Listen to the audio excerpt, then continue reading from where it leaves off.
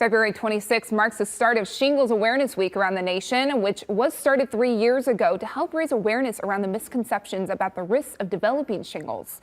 Over 90% of adults over the age of 50 already carry the virus that causes shingles, and more than 30% of adults will develop shingles in their lifetime. However, a global survey of adults 50 and older showed only 7% believe they are at high risk of developing the infection.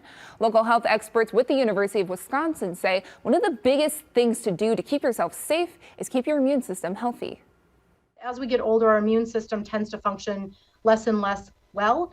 And people who have autoimmune diseases, they're also at risk. People who take immunosuppressant medications for whatever reason, they are at higher risk too, because your immune system isn't able to keep up with kind of keeping that virus in check.